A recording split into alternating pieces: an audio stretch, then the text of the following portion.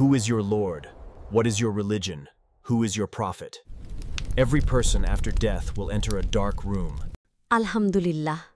তোমার রব কে? এটি একটি অত্যন্ত মৌলিক ও গুরুত্বপূর্ণ প্রশ্ন।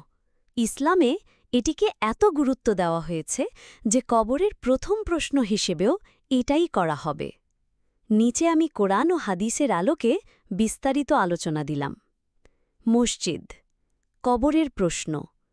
রসূলুল্লাহ সাল্লাল্লাহু আলাইহি ওয়াসাল্লাম বলেছেন, মৃত মানুষকে যখন কবরস্থ করা হয় তখন তার কাছে দুইজন ফেরেশতা এসে জিজ্ঞেস করে, তোমার রব কে? তোমার দিন কি? আর তোমার নবী কে? সুনান আবু দাউদ, হাদিস নাম্বার 4753, মিশকাতুল মাশাবি 1333। অর্থাৎ মানুষের ঈমানের প্রথম পরীক্ষাই হল রব সম্পর্কিত সঠিক পরিচয় দেওয়া। গাছ, রব শব্দের অর্থ। রব শব্দের অর্থ হল সৃষ্টিকর্তা, ক্রিয়েটর, পালনকর্তা, সাস্টেইনার, পরিচালক, কন্ট্রোলার, প্রদানকর্তা, প্রোভাইডার। অতএব রব হলেন সেই সত্তা যিনি মানুষকে সৃষ্টি করেছেন, জীবন দিয়েছেন, রিজিক দেন এবং পুরো বিশ্বজগৎকে পরিচালনা করেন। বই, কুরআনের আলোকে। ১. আল্লাহই সমগ্র জগতের রব। ২. সকল প্রশংসা আল্লাহর জন্য যিনি বিশ্বজগতের রব। সূরা আল ফাতেহা, আয়াত ২। তিনিই সৃষ্টি করেছেন।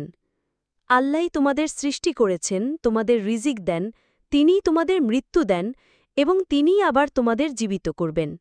সূরা আর রুম, আয়াত ৪০। ৩. আল্লাহ ছাড়া আর কোনো রব নেই।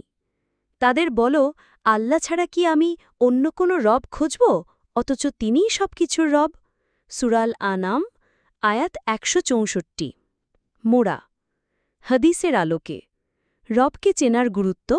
রসূল পড়েছেন, যে ব্যক্তি বলে আমার রব আল্লাহ, এরপর সে দৃঢ় থাকে, তার জন্য জান্নাত নিশ্চিত। সহিহ মুসলিম, হাদিস নাম্বার ৩৮। শিশুকে প্রথম শিক্ষা। হাদিসে এসেছে, শিশু যখন একটু বড় হয় তখন তাকে প্রথম শিক্ষা দিতে হবে। তোমার রব কে?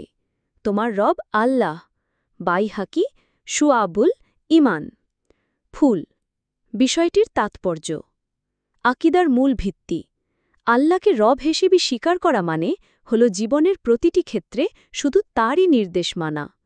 তাওহীদের প্রথম ধাপ, মানুষকে বুঝতে হবে আল্লাহই সৃষ্টিকর্তা, রিজিকদাতা ও পরিচালনাকারী। কবর ও আখিরাতের সাফল্য কেবল সেই ব্যক্তি সঠিকভাবে উত্তর দিতে পারবে যে দুনিয়ায় আল্লাহকে রব হিসেবে বিশ্বাস করেছে এবং তার আনুগত্য করেছে।